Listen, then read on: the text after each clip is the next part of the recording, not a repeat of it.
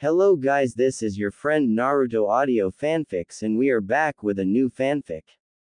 Which is what if Banished Naruto found love with Ino, Anko, Yugito, Temari and Haku, part 2. And if you enjoy this fanfic then please press the like button and subscribe to my channel for more fanfic like this. And now let's start the fanfic. Kumogakure Academy. The new Konoha 12 entered the academy and were led by Akumo Jonin to a room with a sign above it, Chunin Selection Exam. Here's where you wait for the exam. A proctor will arrive shortly to give you the first test. Until then do not start a fight or you and your team will flunk, do not leave the area or you and your team will flunk.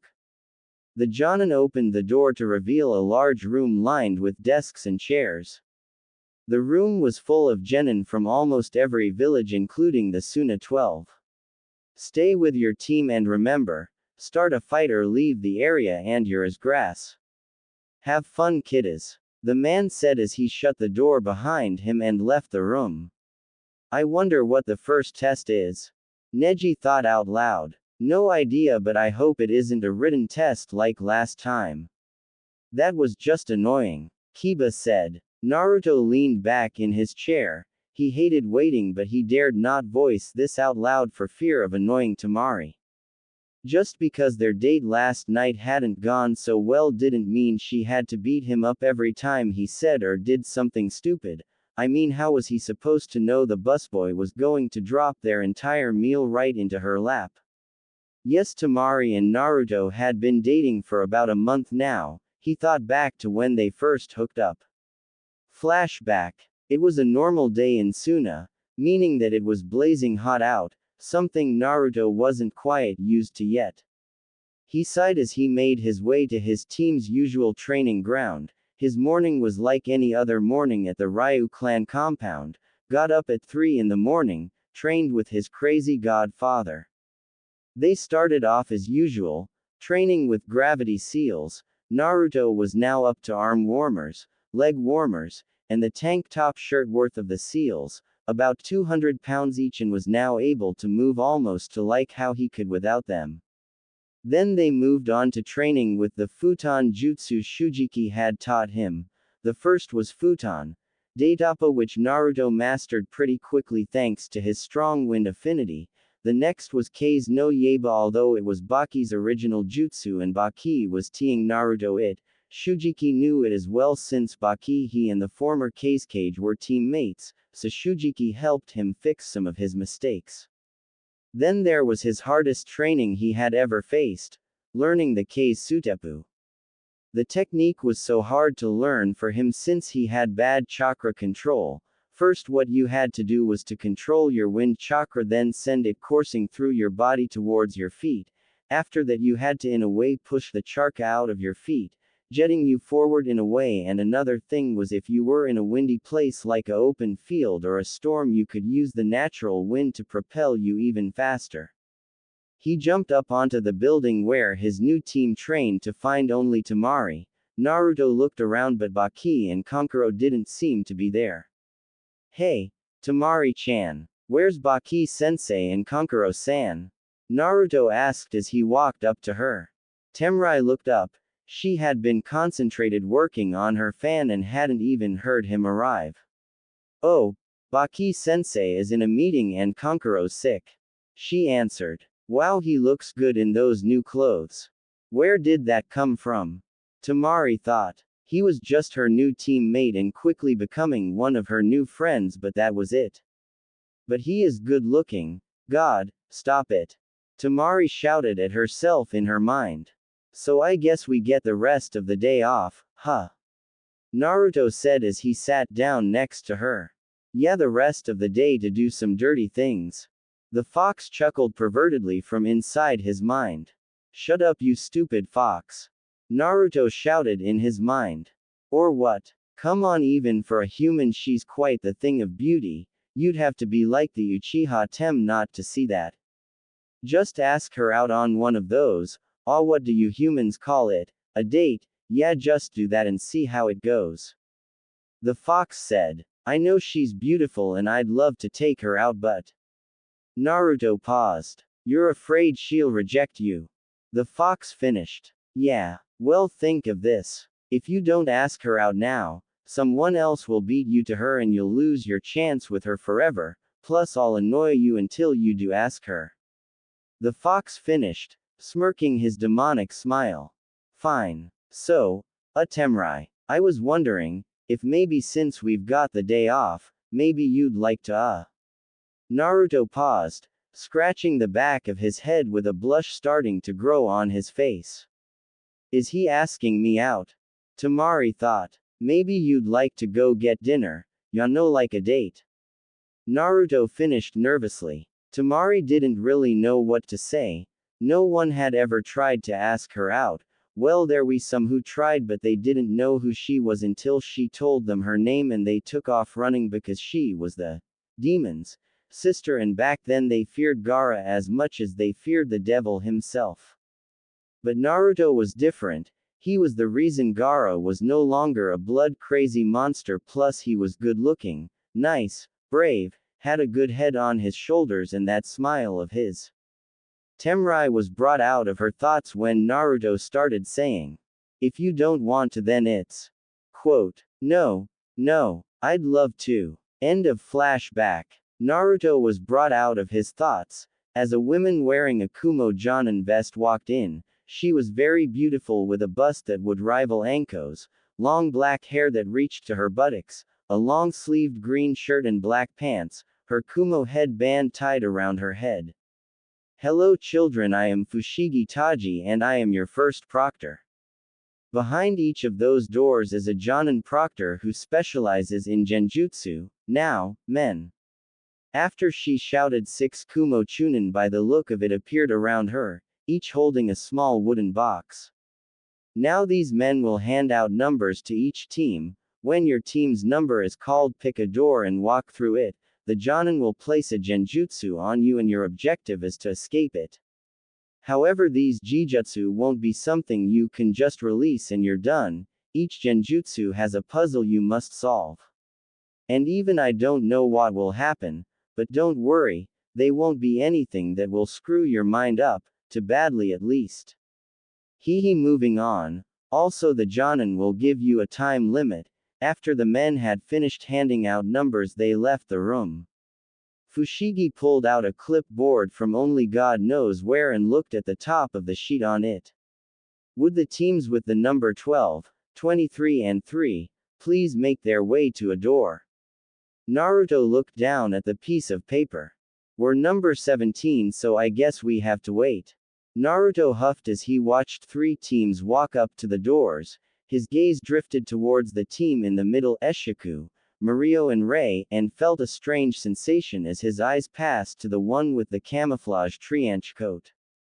It was strange, for some reason it was as if he were afraid, as if he wanted to run and get away from him. He looked up to his eye patch and felt an all too familiar chakra, demonic chakra.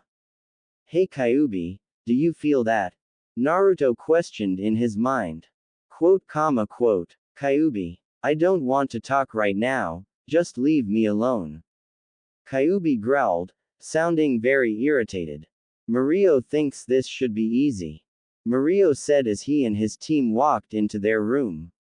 Standing there was a man dressed in the usual Kumo Jonin attire. He had blue hair and his headband tied around his left arm. Hi, I'm the one who's supposed to give you your test. As for my name, you can call me Snake, he said in calm voice. Now shall we get started? You have 15 minuets, he said, flashing through hand signs. Genjutsu. Oni Zenman. 1. As he uttered the last word, the area was suddenly covered in darkness and a harsh wind blew at their faces, making them shield their eyes with their hands. When the wind died down, they say that the surrounding area was now that of a run-down city.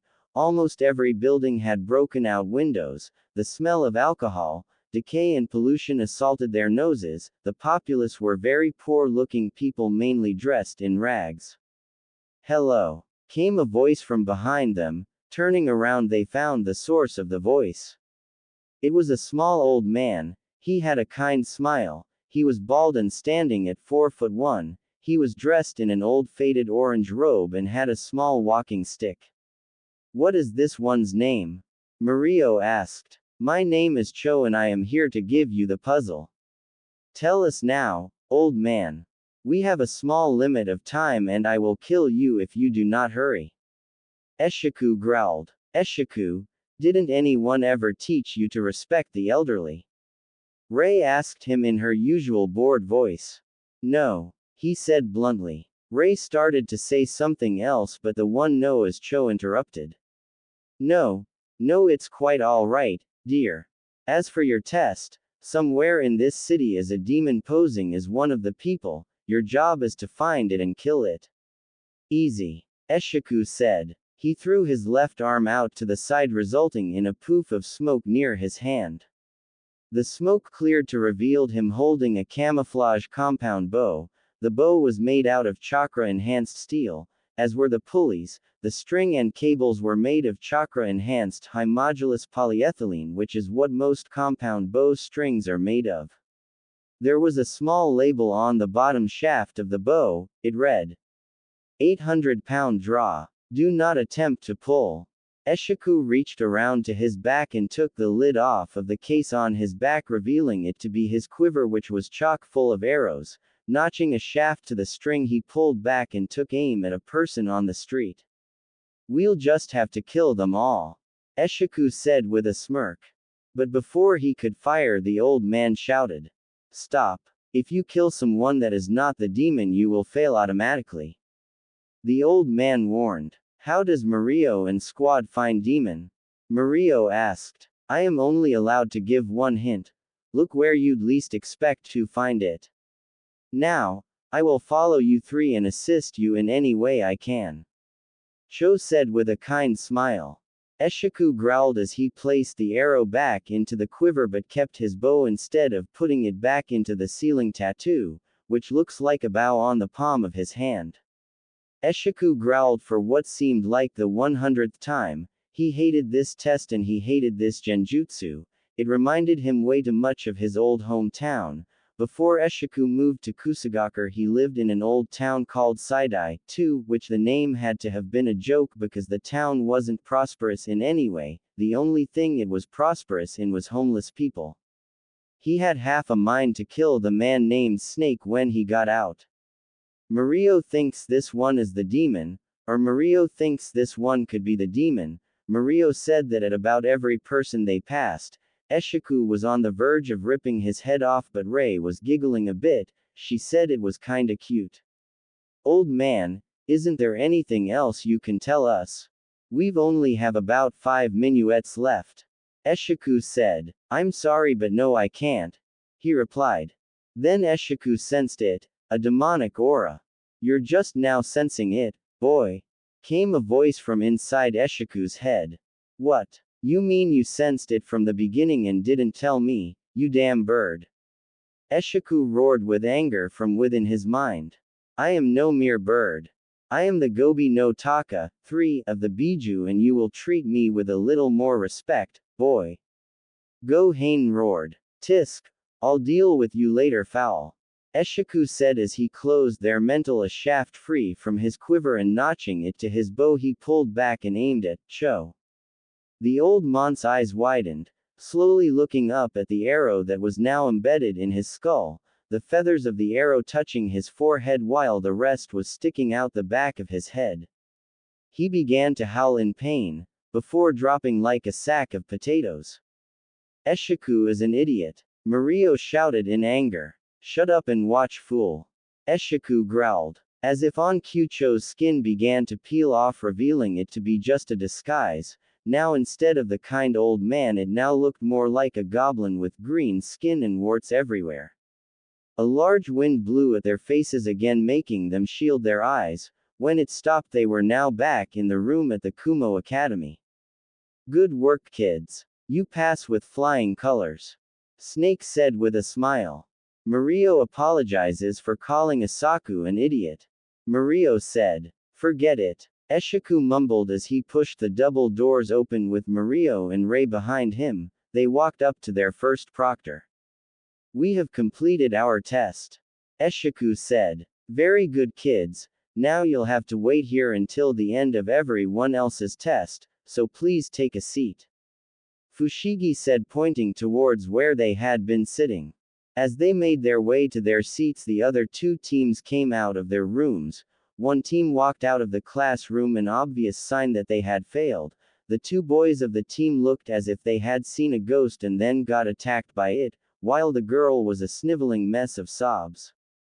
The other team didn't look so bad, but they too left the room as well. Kiba leaned up against the wall. His team had just finished their genjutsu. In the genjutsu they were supposed to find their way out of a maze that was easily the size of Konoha, but with his sense of smell, Hinata's Byakugan and Shino's bugs, they had an easy time of it. Kiba watched as Reiken, Choji and Ino walked out of their room. They walked up to Fushigi, said that they had passed and then sat down. It had been about an hour or so, with several teams passing and several teams failing. So, how is Tsunade-bachan? Came a voice from beside Kiba. He didn't move or even look at him. She misses you, of course, Naruto Yubaka.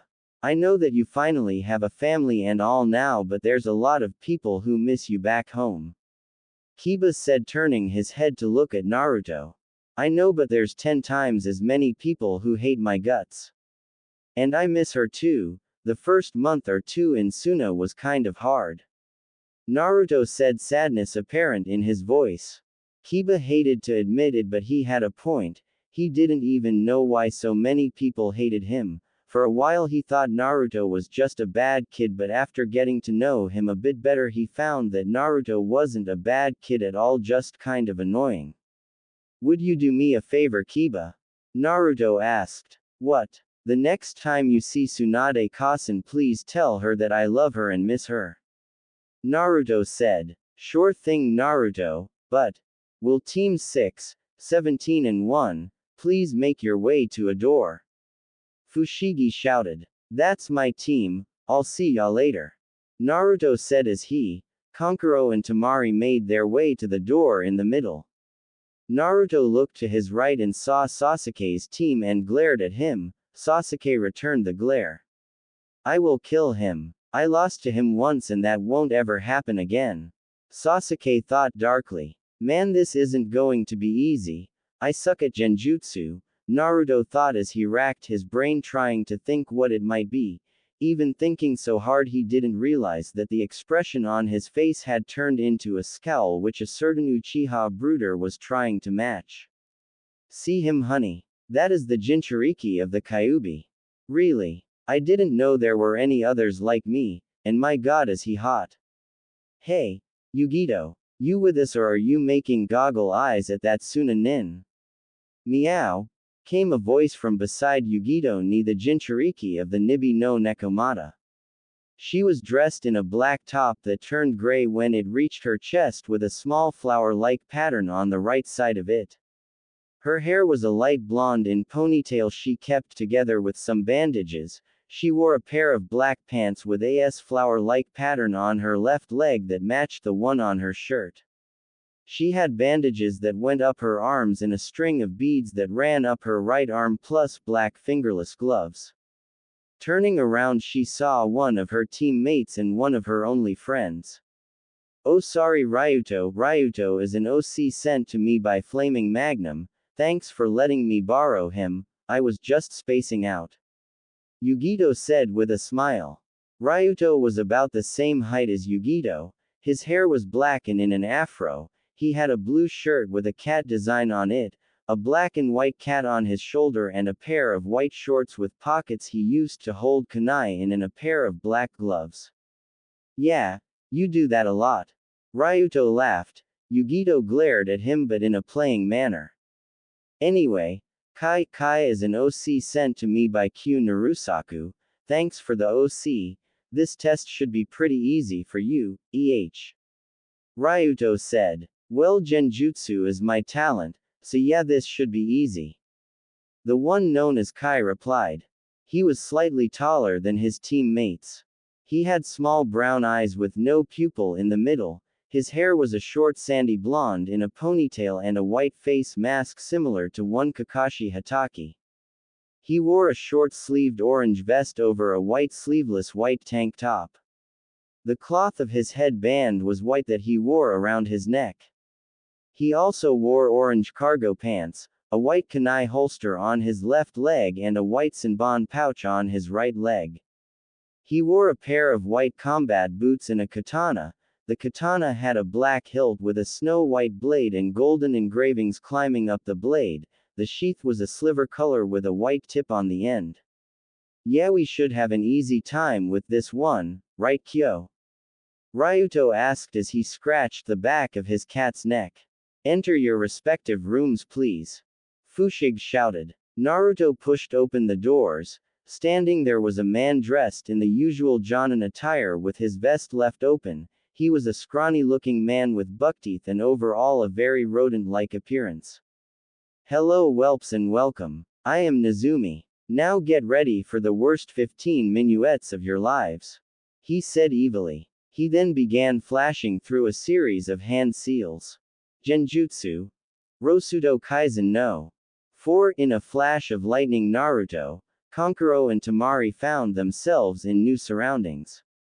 No longer were they in the little room at the Kumo Academy but were now at what looked to be an old battlefield. The area, for as far as the eye could see, was covered with the skeletal corpses of man, women and horse. Rusted swords and katanas littered the ground, rotted spears stuck out of the ground like bamboo shoots, splintered shields with withered insignias of their former lord or country lay out upon the ground.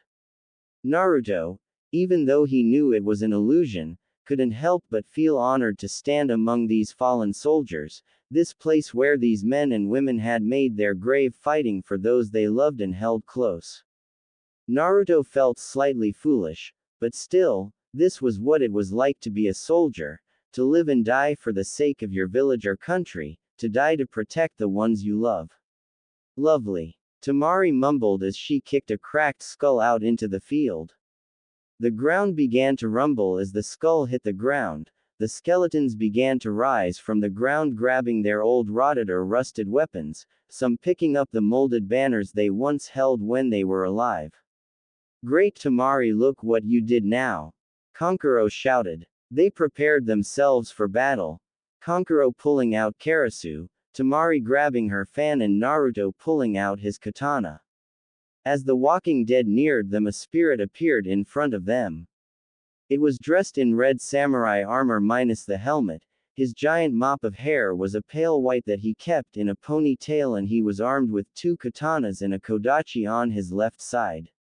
I am Isamshi, the deceased samurai introduced. And in this illusion the only way out is to find my corpse and free my spirit. You see, long ago during this battle I fought and slew many men, but nearing the climax of the battle I was outnumbered and driven back into a corner. While I was defending myself from the seemingly endless spears and swords, one made it through. This spear had a forbidden ninjutsu forged into it. Should it stab someone and then the wielder of the blade fall to his hands, his spirit will be sealed and forever walk the battlefield on which he died. And that is what happened to me. Now please, you have heard my story, find my corpse and free my spirit so that both of us can leave this forsaken place. As he spoke the last word, a wind blew and his spirit went with the wind. Okay. Temari Haim, would you do the honors? Naruto asked as he made a small mock bow. No problem. Kamedachi no jutsu, she shouted as she waved her fan at the oncoming dead. The strong jutsu sent the frail walking skeletons flying. Come on, let's find this guy's body and get out of here. Futon. Datappa. Naruto began running and smashing through the undead. It wasn't all that hardly seemed to break pretty easy. Where do we look for this guy's body? Naruto asked as he blocked an attack from a dead soldier encountered by slashing its skull in two. Well, he said a corner, so let's look for a corner. Kankuro shouted, as he launched Karasu towards a group of dead and began smashing them and cutting them to pieces as he ran. Ah, I got it. Kage Bunshin no Jutsu. The result being about 100 Narutos in the area. Alright guys. Take out these walking bags of bones while we look for the dead samurai. Right boss. All the clones chorused, some taking out kunai and others drawing their katanas. That should buy us some time to look for Isamshi's corpse. Naruto shouted. Yugito's team. Hello, my name's Snake and I'll be giving you your test. He said as he began flashing through hand sign. Genjutsu. Hates Shinai Mero, 5. As soon as the genjutsu hit it shattered, to say Snake was shocked would have been an understatement. Hey, I guess that one was too weak for you guys. But try this one on for size. Genjutsu. Oni Indo. 6 but that to shattered, shock was now replaced with anger. How could he, Snake the genjutsu master of Kumo have been beaten by mere genin? Are we done yet? Kai asked in a mocking bored tone. Snake glared at him but then saw why he had lost. Instead of Kai's usual small brown eyes they now were a sliverish color with red, crescent-shaped pupils. So this is the kid Yaji is always bragging about, the last in the world with the Akane U. Snake thought. He exhaled a deep sigh. Since I can't seem to a genjutsu on ya, then I guess you pass. He sighed again. If this ever got out to Yaji he would never hear the end of it. Yugito and her team walked out of the room and told Fushigi that they had passed. You didn't have to use the Akane U back there. Yugito said as they sat down. I know but I hadn't gotten to use it in a while, plus he owed Yaji-sensei money. Kai said with a smirk on his face. Yeah, did you see the look on his face, ha ha ha. He looked like he wanted to rip your head off. Ryuto laughed holding his sides. Team 7. As the new Team 7 entered their room they met by their teacher. He was a giant of a man who looked more like a taijutsu expert than a genjutsu expert. He wore the basic Kumo Jonin outfit with his headband tied around his head. His hair was a dark gray cut in a flat top style. Hello little genin, I am Soken. Now here is your genjutsu. The big man boomed as he flashed through hand signs. Genjutsu. Yuzai. 7, the big man shouted.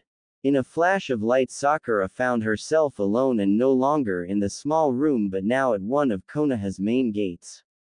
There were a lot of people there. She looked around and saw some people she knew. Ino was there and Leand.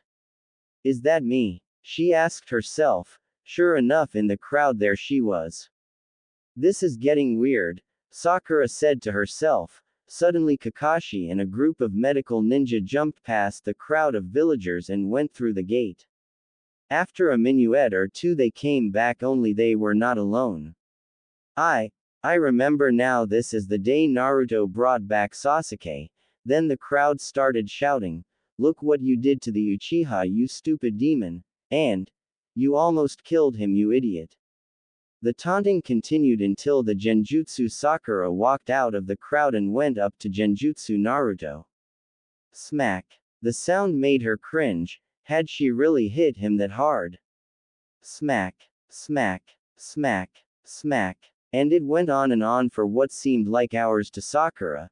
Every time the genjutsu Sakura slapped him he would look up in horror and shock, then it would rewind and do it all over again. Sakura started crying after the first couple of minuets. She couldn't take it. She couldn't believe she had really done that to him, the person who had risked his life to save hers, been her teammate and friend and the one who brought back Sasuke, and this is how she had repaid him. I'm sorry Naruto, she sobbed. She put her head inside her hands and cried but didn't notice that the genjutsu was now gone. Little girl, Soken said, a small amount of worry in his voice. Sakura jerked her head out of her hands and looked up at the big man. What happened to the genjutsu? She asked, still crying. The man smiled slightly. You completed the test, he said. You see how this genjutsu works is that it takes a moment in your life where you wrong someone and plays it while you are a bystander instead to show you how you acted. The goal of it is to see the error of your ways and forgive yourself and, maybe, forgive that person in real life. Soken explained. Sakura continued to cry for a bit as the large man comforted her, while maintaining the genjutsu. Sasuke Uchiha stood on top of a large statue that overlooked the valley of the end. He was slightly confused. Why was he here? Was this the genjutsu? What was the purpose? He looked down into the valley. He remembered this place, the place he had fought Naruto. Where he had won. He clenched his fists in anger. How had he won? It made no sense to him. He was an Uchiha, he was the best, yet he still lost to him, the class loser. Something caught his eye. Activating his Sharingan, he could see what was happening. It was himself, and his copy was holding Naruto by the throat. The genjutsu Sasuke began to charge up a Chidori and then rammed it through the genjutsu Naruto's chest.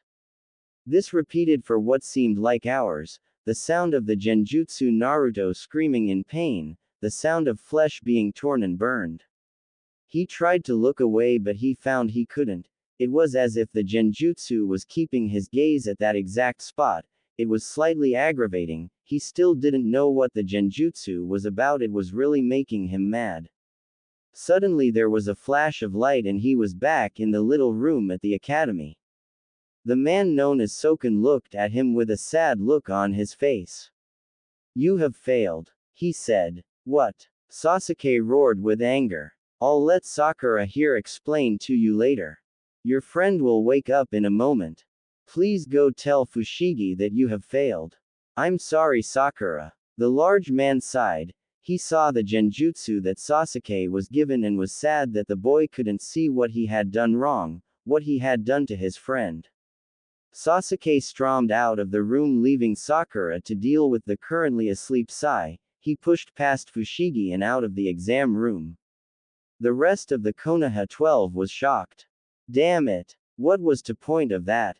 Sasuke thought angrily. I think I found it, guys.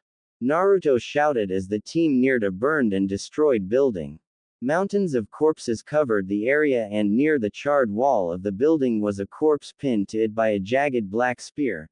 Naruto could tell it was because of what was left of the corpse, and the spear was a dead giveaway. So what do we do? Do we just take it out? Temari asked. I guess, Kankuro said. Kankuro moved forward and grabbed the spear. Nothing bad yet. He then began to pull on the spear, but it wouldn't budge. It won't move an inch. Kankuro shouted as he strained his muscles trying to free the spear from the wall. Oh, give it here. Temari said as she pushed Kankuro out of the way and began to pull, but got the same results as Kankuro. Let's pull together. Naruto shouted. Kankuro and Temari took hold of the black weapon and pulled. The weapon moved slightly and then was pulled free of the wall. In a flash of blinding light, Naruto and squad found themselves back in the room at the academy. You're lucky, brats, Nezumi said. You only had half a minuet left. He grinned. What, seriously? Naruto shouted. So what? Do we pass? Temari asked. Yeah, sure, you pass. Nezumi said. Naruto, Temari and Kankuro walked out of the room. Naruto looked around. Where was Sasuke? Maybe they're still in their genjutsu. Hey Naruto, guess what happened? Kiba shouted. What? Sasuke failed. What? Naruto shouted in shock. He couldn't believe he had failed. With Sakura on their team, he was really shocked that they had failed.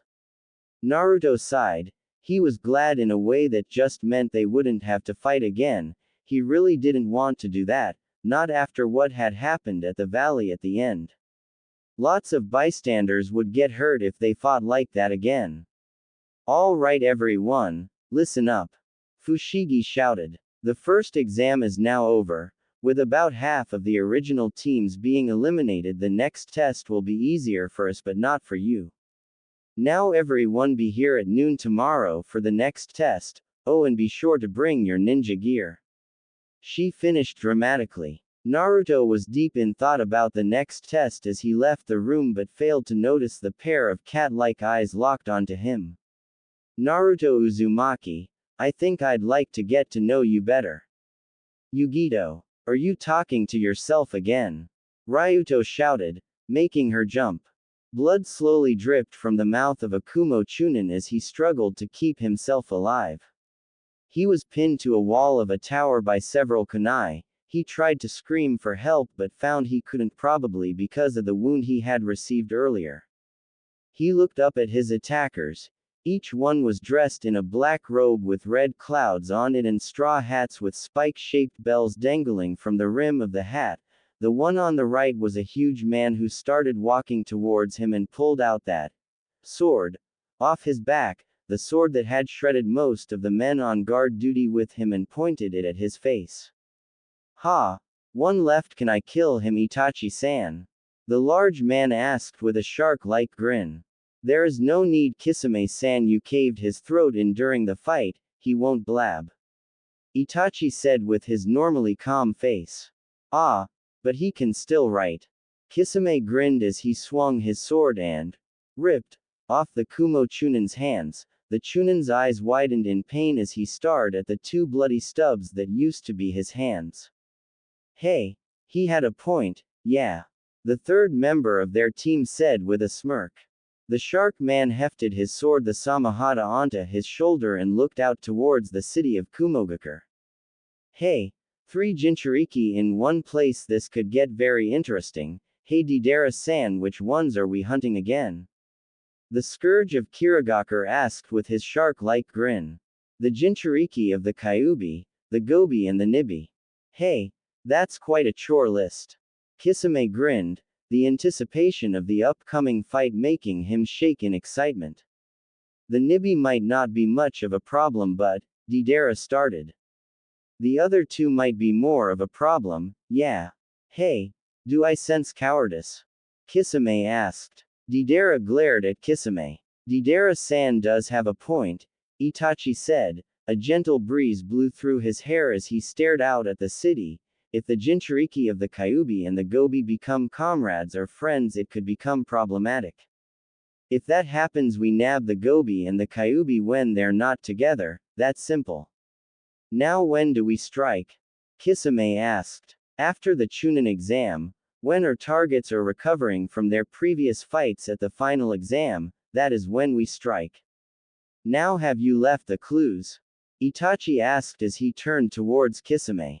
Yeah, I scattered clothing and such from a local bandit gang around and a couple of corpses from the group that tried to mug us on the way here. Kisame said. Good. Now let's go. And with that said, the 3 nuke nins disappeared into the night. A Kumogakure training ground. Sasuke Uchiha continued to punch the boulder in front of him, imagining each time that it was either Naruto or Itachi. Sweat streamed down his brow, his fist sore and covered in his own blood. He stopped pounding the boulder to dust and instead began kicking it. It was around 8 p.m. and it was a beautiful night with the stars out in full glow. I have to get stronger, to avenge them and to kill both of them. Sasuke thought angrily as images of Naruto and Itachi flooded his mind, each one making him more angry than the last. So this is the guy Orochimaru-sama wants, right? A husky voice said from the shadows, a small trail of smoke coming from the cigarette in his mouth. He was talking quiet enough not to be heard by Sasuke. Okami, is he hot? He makes me just want to rip of his clothes and ride, came the voice of a girl next to the first person. Another voice cut her off, the voice of noble and arrogant sounding person. For Kami's sake, please refrain from filling our heads with such perverted filth. Those books are poison to your mind and the author is a moron. Oh, shut up, Kazoku Tem. Jiraiya-san is amazing and you're just a pampered little brat. Kazoku Kinzoku growled with anger. Kazoku was very tall for his age, standing at about 6'3" at 13. He wore a black hakama and a gray jinbauri with the kanji for metal on the back of it and black ninja sandals. His black hair was in dreadlocks that he kept all together in a ponytail except for one that hung over the left side of his face. His eyes were a dark gray color and an Odo headband tied around his forehead. His features were of someone born with a strong body and high cheekbones. A katana in a gray sheath hung from his belt. Hey, well Akiko, at least I'm not some whore how can't wait to lose her virginity. Akiko glared at him and let's just say if looks could kill Kazoku would be dead 5 times over. She was a very pretty girl with red hair tied up in a loose ponytail, her eyes were a dark green with a few flecks of red. She wore a red 2-piece bikini with yellow flame marks on it and a pair of yellow shorts, her Odo headband tied around her waist in the basic ninja gear. Both of you knock it off before I add you to my collection. The last member off their squad threatened. Hi, Iwado-san, Akiko said turning her head away from Kazoku.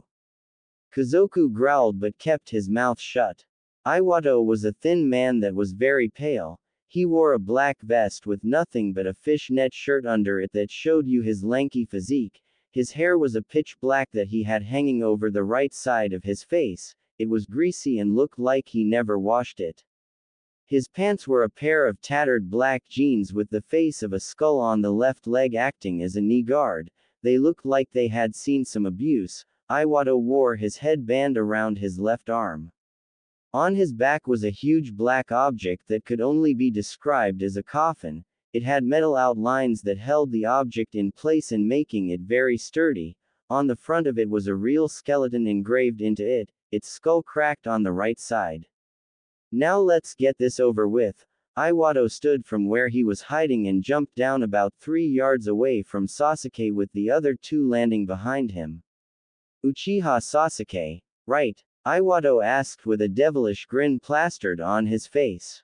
Sasuke glared as he pulled a kunai free from its holster. What do you want? Iwado didn't say anything but continued to grin as he pulled the coffin off of his back and slammed it on the ground next to himself. Iwado charged at him with his arms behind him, a kunai in each hand. Sasuke jumped away from the charging Odo shinobi. Sasuke's eyes widened as he felt a presence behind him. Glancing over his shoulder he saw Kazoku. Flipping around, Sasuke slammed his fist towards the other enemy ninja, but just as his fist was an inch from his body, several metal spikes shot out of his body and captured his fist. Sasuke activated the Chidori without hand signs and broke free and tried to slam the electric attack into his chest, but Kazoku disappeared. Sasuke landed on the ground. What was that? He asked. Kazoku stood in front of him and took his jinbaori off and then the top part of his hakama, revealing his bare-muscled chest. That was my Kekkei Genkai, the Kinzoku Myakuhaku, one which allows me to control any metal in my body, very similar to my old sensei's Kekkei Genkai, only he used bones. Take a guess who that was. However, since the normal human doesn't have much metal alloy in the body, I have come up with a simple solution. He then pulled a kunai from his pocket and stabbed his arm. Sasuke thought he was crazy until he saw that the kunai started sinking into his body. Kazoku gritted his teeth but kept a confident smirk the whole time. Kumogakur. So what do you guys want to do? Naruto asked as he Kankuro and Temari walked down a street. Let's go eat. Kankuro shouted. Temari walked up to Naruto and hooked her arm around his. Let's go to a place with karaoke. Temari said. Naruto looked around the street and pointed at a big sign that said, Maji's all-you-can-eat buffet. And below that it said, Karako night, every night we're open. That's perfect. Naruto said. The group entered the restaurant. It was pretty big with 2 stories. The top floor was for those who wanted to eat and sing karaoke, and the bottom was for those who just wanted to eat. The place was very nice and clean. It was modern looking with a dash of old world Japanese look. A waitress walked up to them and smiled. She was very pretty with blue hair up in a loose bun, black eyes and a very nice body. She was dressed in a blue kimono with the word, Maji's, printed in big yellow letters on the front. Welcome to Maji's, I'm Yuki and I'll be your waitress. Would you like the karaoke floor or the bottom floor? She asked. Karaoke floor please. Temari said. As the group ascended the stairs they noticed someone was just getting on the karaoke machine. Looking closer they saw that it was the Hyuga that had filled in for Shikamaru. What was that guy's name again? Konkuro asked. Reiken, I think, Naruto responded. As they sat down Reiken walked over to the machine and put in a CD. A bass solo filled the room as Reiken picked up the mic and put it to his lips. After song was finished the crowd applauded as Reiken made his way off the stage and sat down next to Choji, who was taking all you could eat to the limit with 4 plates loaded with a little of everything from the entire buffet, and Ino who was just having a small salad. Meanwhile, Yugito, where are we going? Ryuto asked, shouted. Oh I'm taking you guys out to celebrate for making it through the first test. Yugito said, hoping that Kai wouldn't suspect that she was really looking for her favorite blonde ninja, which he seemed to be very good at sensing what she was thinking. But unfortunately for her she was right on the money. Yugito, the last time you treated us to something like this was when we completed that A-rank mission in Iowa, which was nothing more than you bringing us some sushi while we were healing up in the hospital. Kai said deadpanning slightly. Yugito looked hurt. You didn't like my sushi. Not really, Kai said bluntly as he shoved his hands into his pockets and looked up at the stars. Yugito looked depressed. No matter how hard she tried she could never get Kai to like her cooking, not that she really cared but still. I did Yugito. Ryuto said hoping to raise her spirits. Kai always was a little too blunt with her. Kyo stuck his head out of his master's fro and jumped onto Yugito's head and began purring. See, Kyo liked your sushi too. Yugito smiled and started scratching Kyo on his neck. After some more walking Ryuto and Yugito noticed that Kai wasn't following them anymore. Turning around they saw why. Kai was standing outside of a place that sold his favorite snack, Pocky. A small wet spot was appearing on his mask near his mouth which meant that he was probably drooling. He turned to Yugito and Ryuto, gave them a small wave and then charged in. A loud, "Ah Kai, my favorite customer," came from inside the shop. I don't get it, Ryuto started. He goes to that shop like twice a day and he still stops and stares like that every time he goes there. Kai really likes Pocky, Yugito said simply and continued walking with Ryuto following close behind. Have you found him yet, Nibi? Yugito asked her tenant. Oh yeah, no doubt about it, I can sense that overstuffed, walking chakra powerhouse from about anywhere on the planet. The cat demon responded. Then why didn't you tell me where he went earlier so we could have followed him? Yugito asked slightly angry. I wanted to see you sweat, dear. The cat demon chuckled as she sensed her jailer getting angry. Back with Emo King and the new sound team. Sasuke panted heavily as he jumped away from Iwado, a giant bone club in his hands. The ground shattered where Iwado had missed. Iwado had some small cuts and the left side of his face was covered in blood. Sasuke fell to the ground and slid to a stop. He looked at the 3 ninja in front of him, Sharingan flaring bright red in the moonlight. The girl known as Akiko had some bruises covering her body mixed with some small cuts. Kazoku was covered in dirt but no known visible cuts or bruises. The 3 sound ninja advanced on Sasuke. Iwado used a jutsu and his coffin flew over to him and he put it back on his back smiling a menacing grin as the bone club broke apart into smaller bones and flew back into the coffin. Akiko moved her left fist away from her body and shouted. Kaden. Okibi Kobushi, too. Her fist was engulfed in a mini inferno with flames so bright it lit up the entire area. Kazoku stuck out his left hand as well and metal from his body began to form around his fist until it made a kind of metal glove with spikes on the knuckles. I'm reaching my limit, Iwado, and I can tell you are as well. Kazoku said calmly, sweat dripping from his brow and panting slightly. Iwato spit some blood out of his mouth. Tisk. Pant, shut up. I hate to say it, but Kazoku is right. I can probably pull off one more okibi and then I'm spent. Akiko said, panting as hard as Sasuke. Fine. Iwato said irritably. He raised his hand and pointed at Sasuke. Uchiha Sasuke, if you still strive for power, meet us here after the final exam. From there a group of Orochimaru-sama's most trusted men will take you to him personally, which is a great honor. The three then disappeared from the area, leaving a tired and worn-out Sasuke with a growing smirk on his face. Back with Naruto and crew. Well, hey, I wanna be a rockstar. Hey, I wanna be a rockstar. I don't own the end of the song, Rockstar, by Nickelback, or any part of the song for that matter. Naruto and Kankuro bowed as the crowd went wild with applause. Naruto had been the lead singer and Kankuro was the second voice. The two went and sat down in their booth next to Temari as the next person got ready for his turn. You sure he's here? Yugito asked Nibi as they stood outside of Maji's all-you-can-eat buffet. Yes, now go get him, honey. Nibi said in a happy voice. Yugito and Ryuto entered the restaurant. Welcome to Maji's, would you like the top or bottom floor? The waitress at the front desk asked. A top please. Yugito answered kindly. As the two arrived at the top of the stairs, Yugito spotted her prey, Naruto Uzumaki, in all his ramen slurping glory. Now placing his 20th bowl off to the side, he let out a satisfied sigh. Man, this is great. I haven't had this much ramen in such a long time.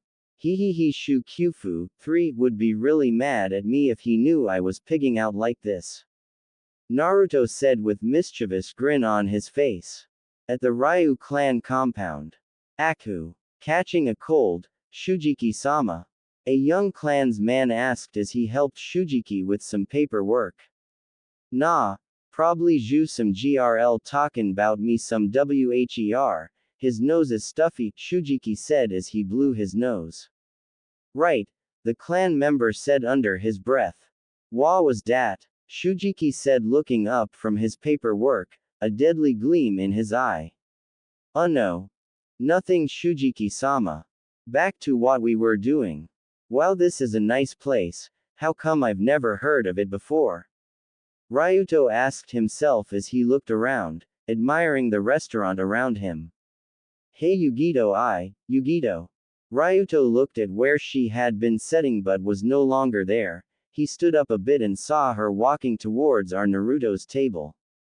She ditched me to go talk to that Suna ninja. Ah well, come on Kyo, let's go pig out. Meow. And they were off for the buffet.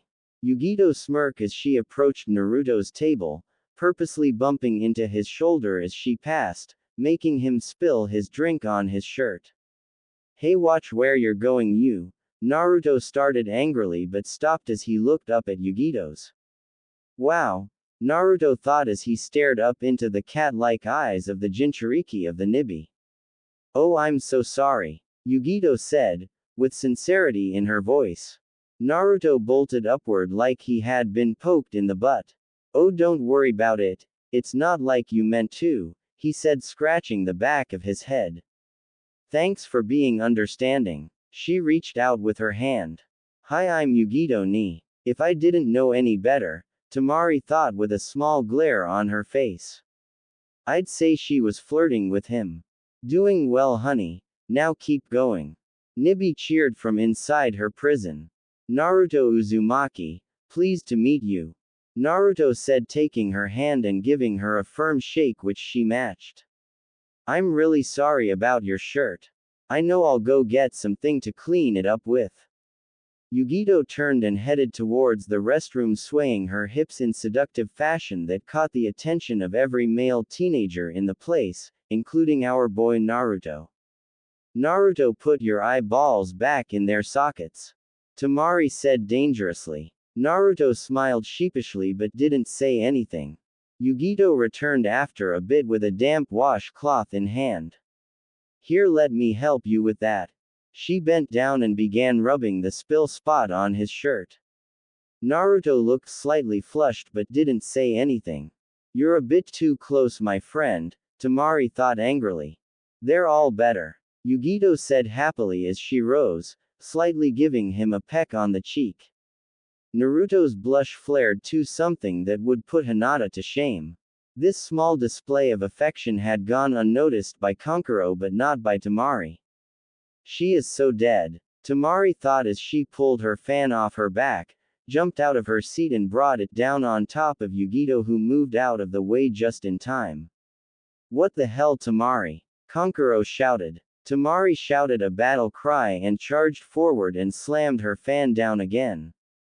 Temari's eyes widened in surprise as a boy with an afro and a cat on his shoulder appeared in front of her and elbowed her in the gut. She flew back a bit but didn't lose her footing. You okay, Yugito? Ryuto shouted. Ryuto's appearance had changed, as did his cat Kyo. Ryuto now had cat-like eyes, fangs and long slender claws instead of fingernails. Ryuto and his family use the same style as the Inuzuka except they use cats, and Kyo's usual black and white was now a red color. It's okay, Ryuto. I just pumped into Naruto-kun over there and she got jealous. Yugito blushed slightly as she realized she had just called him Naruto-kun. Temari was radiating with killer intent, directing it at all Yugito, which made everyone around her back away a few steps. Temari-chan, please stop. I'm sure Yugito-san didn't mean to. Naruto was sweating bullets. She was so scary when she was mad. Two Kumo Chunin appeared in the room. What's all this then? One of the Chunin said, looking between Temari and Yugito. Well, he continued after getting no answer. It's nothing, sir. I'll see you later, Naruto-kun. I mean, san. Yugito smiled nervously and hurriedly left the restaurant with Ryuto behind her. After saying their goodbyes, Ryuto and Yugito went their separate ways. A blissful smile adorned her face. My little girl's growing up, the Nibi said, pretending to cry with joy. Oh, be quiet, Yugito said to her tenant playfully. She pulled out the key to her one-bedroom apartment and unlocked the door. It was a nice place and very clean, as you would expect from someone who is part cat. It had a small bathroom, a kitchen with the basics, a small den with a TV and a couch. Her bedroom was very small with only a bed for one person, a small dresser and a mirror. She sighed as she pulled the wrap out of her long ponytail and let her pale blonde hair hang down. After using the bathroom and changing into her sleep attire, she flopped down on her bed and let her tired muscles relax. You know, Yugito Uzumaki has a nice ring to it. Nibi, she shouted in her mind, a small blush spreading across her face. She smiled, though she thought it had a nice ring to it as well. Naruto and crew. I'm so tired, Kankuro shouted as he literally kicked the door down to their room. Oops. Fix it, Kankuro, came the gruff voice of their sensei, Baki. Kankuro swore as he sat down and began fixing the hinges. Oh, and Naruto, there's someone who wants to see you on the roof. Baki shouted from the other room. Naruto had a confused look on his face but shrugged and walked over to a window and flipped out of it onto the roof. Yo. Naruto looked up and smiled. Hey, Kakashi-sensei, Naruto said happily as he sat down next to his old sensei. Kakashi gave his famous eye smile and continued to read his little book. So how's it been? Kakashi asked. Great. I've gotten really strong and I've met a lot of new friends. My Kyufu is a really great guy, but he's kind of crazy sometimes, ha ha ha. I've been training really hard every day. I can see that, Kakashi said as he patted Naruto on the head. So how do you like it in Suna? It's pretty nice, but it takes some getting used to. It's good to see you again, Naruto said as he looked up at the starry sky. Well, I don't wanna keep ya, you've got a test tomorrow, so I'll catch ya later. Kakashi gave Naruto a one-armed hug and then disappeared in a swirl of leaves. Naruto smiled a bit before letting out a huge yawn. The next day. It was a beautiful day out, the sun was shining, birds were chirping and a group of skilled and deadly ninja all gathered behind the Kumogaku Ninja Academy. All of the aspiring genin waited until their proctor arrived. He was a tall man dressed in the usual jonin attire.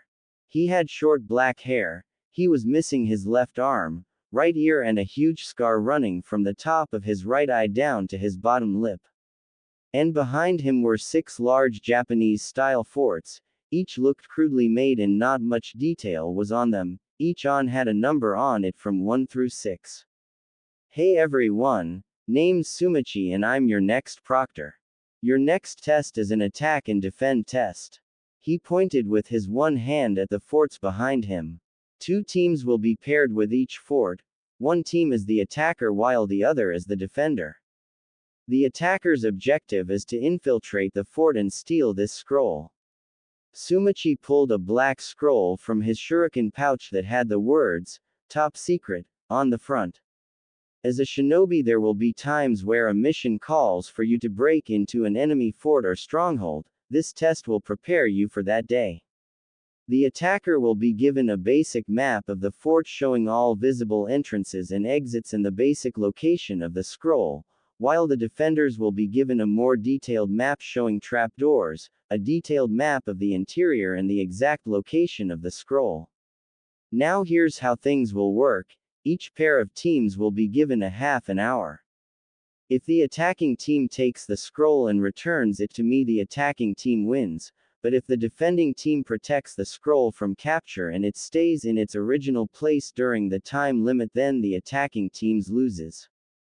However, if the attacking team takes the scroll but is unable to make it outside due to the efforts of the defending team, such as a battle that turns into an impasse or the time runs out the group of proctors observing each fort. He paused as about 30 shinobi dressed in black outfits, kind of like the ones that the Konoha proctors wear, appeared behind him in a cloud of dust, each wearing a sadistic grin. We'll decide on which team did the best based on the casualties of each team and on how each team performed their objective. If both teams have impressed the proctors equally then they both pass. Now, by using the numbers from yesterday's test we shall decide who does what. One of the proctors handed him a clipboard. All right, team 17, 1, 95, 45, 9 and 27 you are attackers. Naruto's team, Yugito's team, a random team, Team 10, Kurisu's team and Iwato's team stepped forward. Alright, you 6 are the attackers, here are your scrolls. Handing the clipboard back to the proctor he reached into his shuriken pouch and pulled out 6 red scrolls and threw them to the attacking teams. Taking the clipboard back he addressed the next set of teams. Okay, teams 81, 56, 43, 23, 39 and 7 are the defenders. Haku's team, Team 8, a random team, Mario's team, and 2 more teams walked out from the crowd. Here are your scrolls, Sumichi said and threw them each a blue scroll. You each have 10 minuets to examine your map, then I will pair you guys up. After that the defenders will an extra 10 minuets to set up a defense at their fort and during that time the attackers can work on their battle plan again and then it begins. And the teams set off getting ready. Naruto pulled open the scroll and laid it out on a flat rock. This should be pretty easy, don't ya think? Naruto asked as he began examining the map. He pointed to the front gate. The gate won't be much of a problem. Temari or I could handle that pretty easy, then again we could just jump over the perimeter wall. Yeah, but whoever our enemy is might be expecting us to do that, so let's go through the gate. Kankuro pointed out. Good point, Naruto said as he scratched his chin. Alright, tell me what you guys have in the way of tools. My fan, of course, about 20 kunai, some bomb tags and about 16 yards of wire. Temari said, putting her hands on her hips. And where do you keep all that? Never mind, anyway, my puppets and all their gear, some kunai and shuriken, a roll of bomb tags and some smoke bombs. And I have my katana, my scroll, 30 kunai and 30 shuriken, and a roll of bomb tags. Okay, so we're pretty much set. Now here's the plan, and Naruto began to explain their game plan.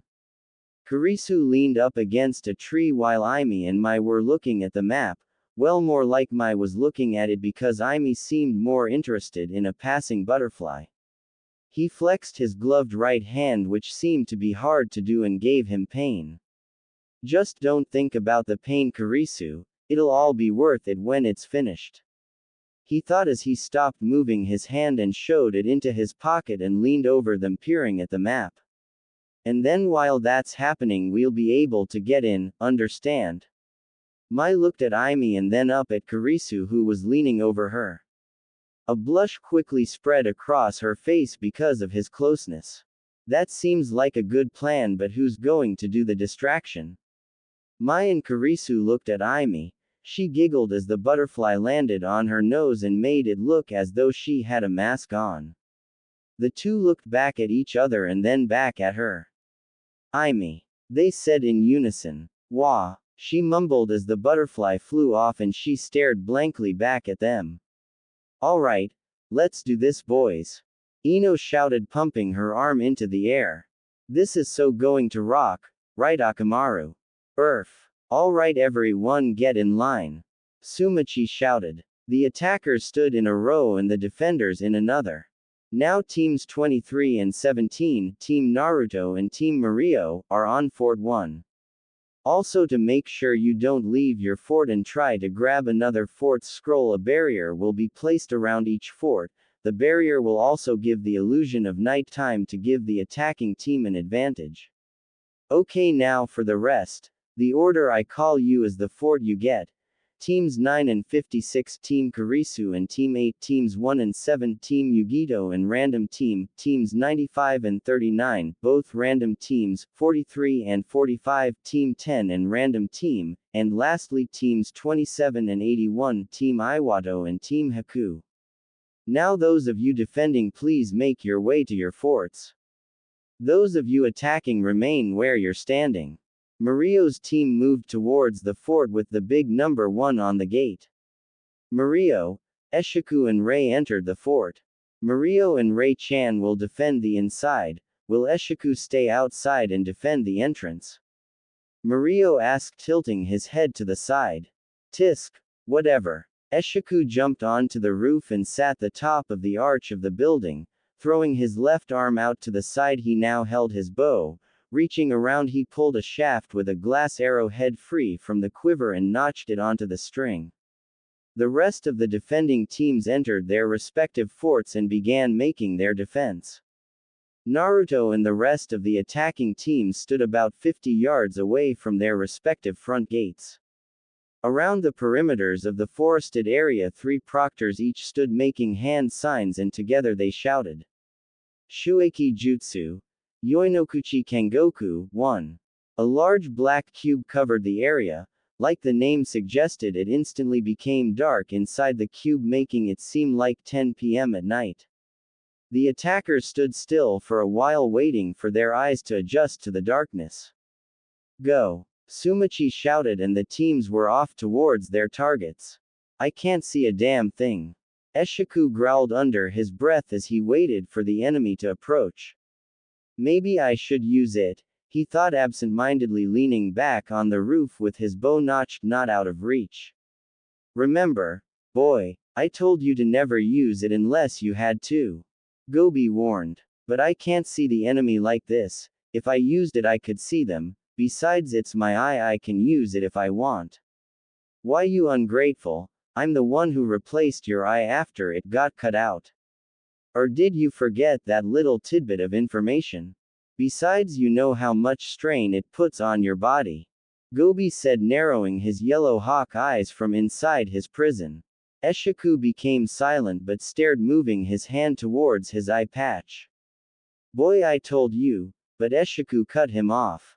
Shut up. You're the reason I hurt Rei and lost my eye in the first place, or did you forget that little tidbit of information?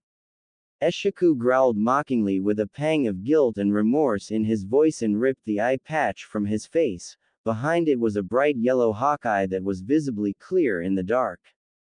Eshiku growled in pain as the demonic chakra began flowing through his chakra network, but now he could see in the dark as well as he could in daylight and shoot with pinpoint accuracy. There they are, Eshiku said with satisfaction as he drew up his bow and pulled back on the string. The glass tip of his arrow began glowing blue as he began applying chakra into it and he fired. We're almost there, Naruto whispered as they jumped from tree to tree. Their eyes widened as they heard the sound of cloven air. Look out! Ak!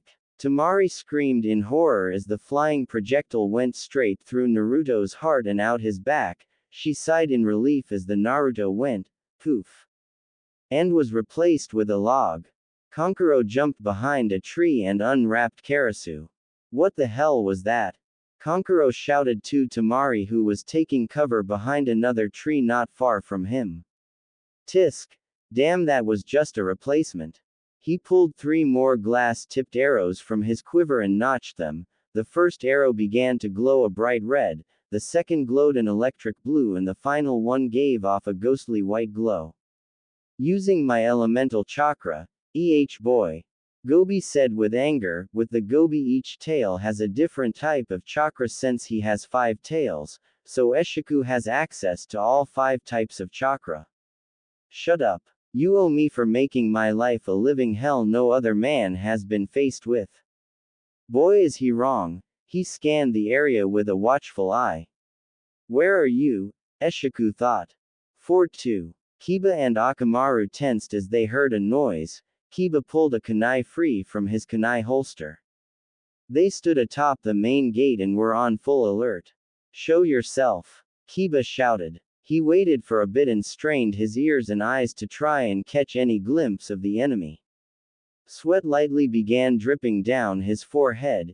If he even so much as reacted slowly to a sound, it could mean that the enemy would get him and he'd be dead.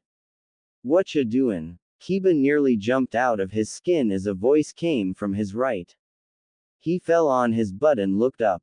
Standing where he had before was the light blue-haired girl Naruto had introduced as Imi Ryu. Wah! What the hell, you almost frickin' gave me a heart attack. Kiba shouted. Oh sorry, I'm Imi Ryu and you are?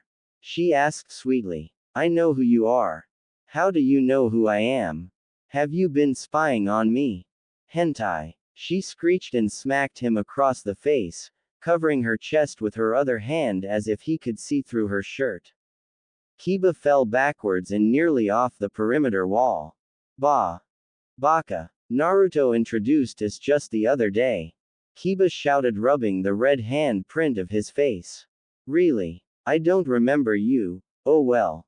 Sniff, sniff. Why do you smell like a dog? She asked. She looked down and suddenly squealed with delight. What a kawaii puppy. She then began to squeeze Akamaru into her chest. Lucky dog. Why can't that happen to me for once?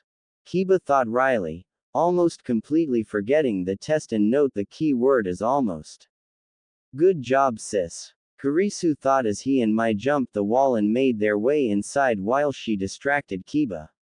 As they entered the fort, they noticed a black wall blocking the way to the top floor, but there was something odd about the wall, it seemed to be alive. I don't know how you made it past, Kiba. Kurisu and Mai turned towards the owner of the voice. But you won't make it past me, Shino said in his usual monotone voice. I'll take him, Kurisu-san, you get the scroll, Mai said as she pulled a kunai from her sleeve. Kurisu only nodded as he turned towards the living wall. Naruto said this guy was an Aburame, so that must mean these are. He grinned sadistically and began forming hand signs. Kaden. Gokaku no Jutsu. The large fireball hit the wall of insects. A strange scream was emitting from the bugs as the not-so-burned ones and the ones that had escaped began to scatter and return to Shino's body, allowing Kurisu to press on to the next level. Once he reached the top of the stairs, he was greeted by a long corridor. Better be careful, this seems like an ideal place to set up traps. Kurisu thought as he carefully made his way down the hall. He was about to take another step when something caught his eye. He jerked his foot back just in time and bent down to observe the tripwire.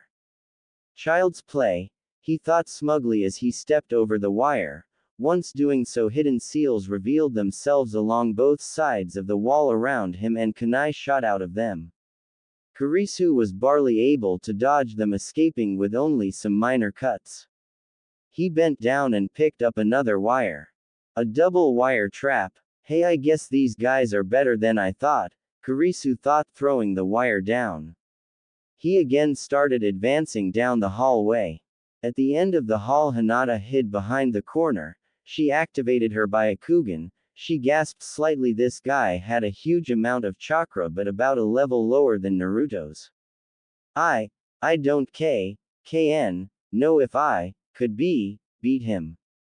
She thought, holding her hand to her mouth. She shook her head. I have to try, like Naruto would. She thought, trying to build confidence. Kurisu was halfway down the hallway when he set off a trap that another volley of kunai, one almost pinning him to the wall by his privates. Too close, he thought, sweating bullets. Fort 3. A groan came from the last member of the team. Yugito and her team were attacking. The other two were knocked out, sprawled out across the floor. Kai sat on the one he had just knocked out, his mask down and a pocky stick hanging limply from his mouth. He was slightly out of breath. Ryuto was leaning up against the wall while he was chugging a bottle of water. He was covered in sweat.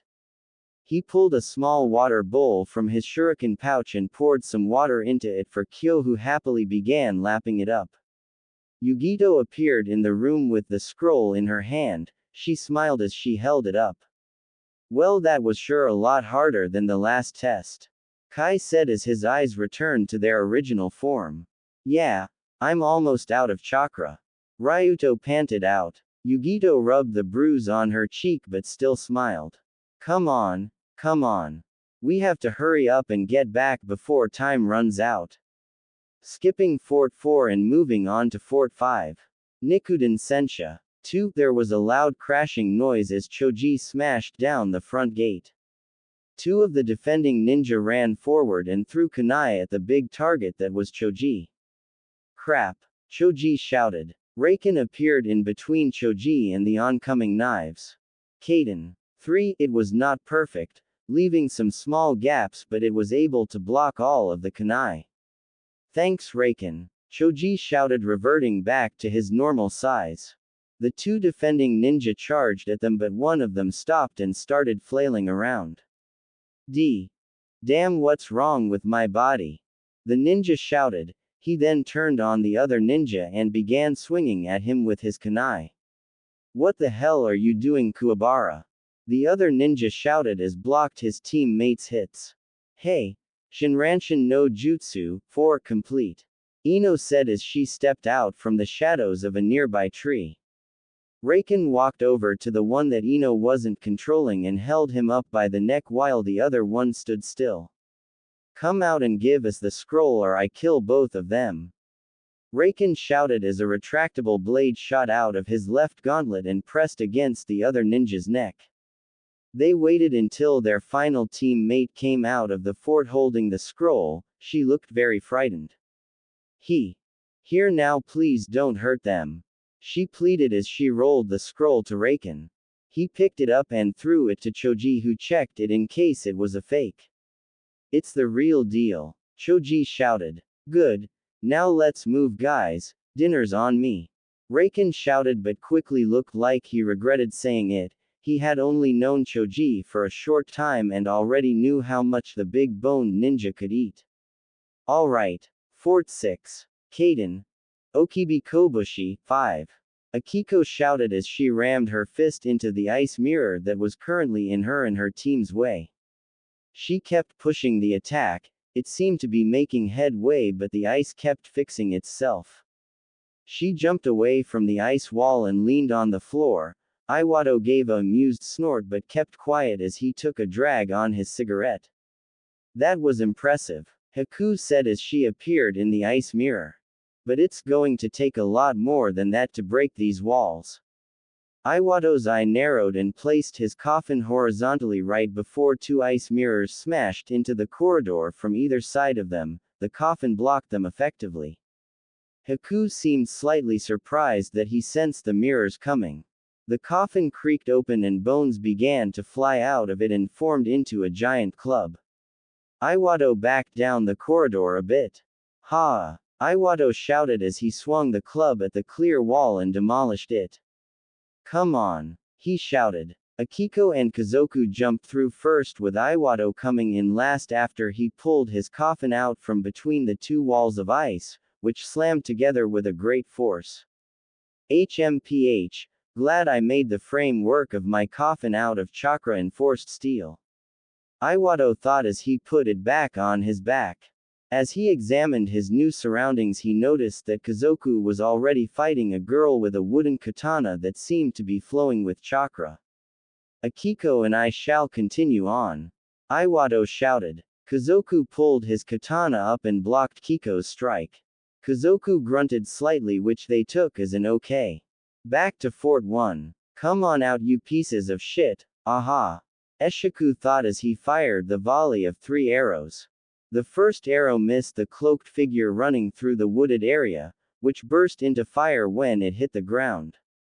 The second arrow barely tipped the top of his head, reached a tree and released a shock wave of electricity. But the third arrow hit head-on, releasing a full blast of concentrated wind which sliced the person to pieces. One down. What the? Eshiku growled as he noticed that what he had hit was a puppet. He felt the air move behind him and swirling sound. Jerking around he saw a blue orb of energy with a kid holding it. Rasengan. Naruto shouted as he shoved the orb of chakra at Eshiku's face. Eshiku jumped up, avoiding the hit to the face, and instead took the blow into the gut. Eshiku was sent spinning into the night air, his arrows flying everywhere. He lay on the ground face down and began pounding on the ground in anger as blood slowly leaked out of his mouth. Shit pound, shit pound, shit pound, shit pound, shit pound, shit. How could I let myself get caught? He looked up at Naruto and glared. He slammed his palm onto the ground. Ninpo. Yas no Enpea, 6. All of the arrows began to lift off of the ground and pointed up at Naruto. Uho. Naruto shouted. The arrows shot forward at him. They were not as fast as his shots from his bow would have been, but that didn't change the fact that there were still. Razor jumped to the side as a volley of arrows shot past. A smirk graced his face. If they were all as fast as that, then there wasn't any problem. Naruto's eyes widened as he heard the sound of cloven air from behind him. Turning around he found the volley he had just dodged was coming right back at him. Crap, they're homing too. Naruto jumped into the air away from them again. He looked down and another volley was coming at him from under him. He gathered chakra to his feet and K's Sutepute away from the oncoming barrage of arrows. Is he going to be okay by himself? Temari asked as Kankuro smashed a window and slid into a small unfurnished room. Temari was still standing outside the window watching Naruto dodging and running from the arrows. He'll be fine, Temari. Now come on. Temari hesitated for a second but compiled and slid in through the window. A loud crash sounded from another room and suddenly a teal-blue-haired boy smashed through the door in front of them, in each hand a large broadsword that was 5 feet in length and 6 inches from the right side of the blade to the other.